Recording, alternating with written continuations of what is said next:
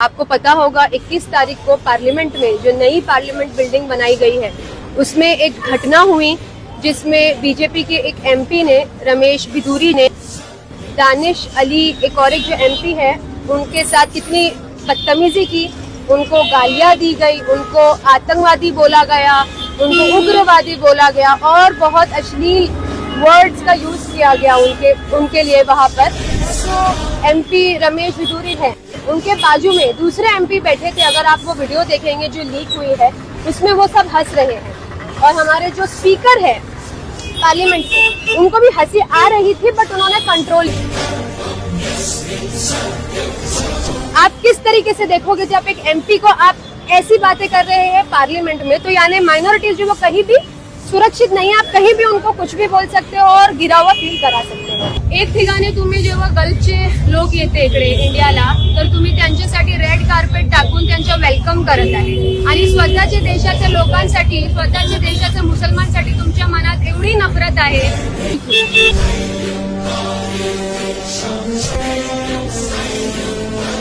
अंग्रेजों की जो चीजें हैं उनसे आप चिढ़ते हो पर आप पॉलिसी तो उनकी फॉलो कर रहे हैं ना। अभी भी वहाँ पे जो हमारे स्पीकर है उनकी रिस्पॉन्सिबिलिटी होती है कि वहाँ पर वो माइक ऑफ करे। वैसे वो फेमस है माइक ऑफ करने के लिए, जब भी कोई अपोजिशन कुछ बात करती है तो वो फौरन माइक ऑफ कर देते हैं।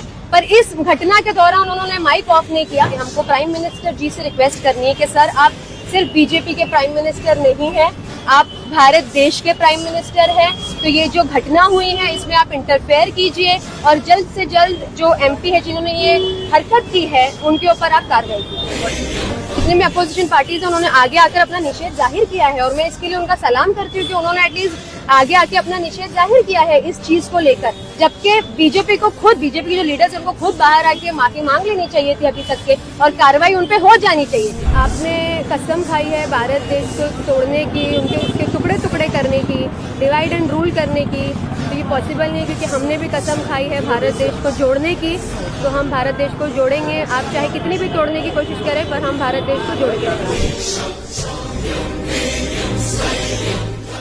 तुम्ही सोडा, वन फॅमिली, भारत देशाला तुम्ही जे लोक राहतात ते भारत देशाला तुम्ही त्या लोकांना फॅमिली समजता का? नाही, फॅमिलीला कोणी असं ट्रीट करत आहे का?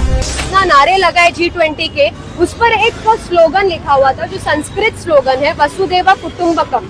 उसका मतलब क्या है? One earth, one family, one future.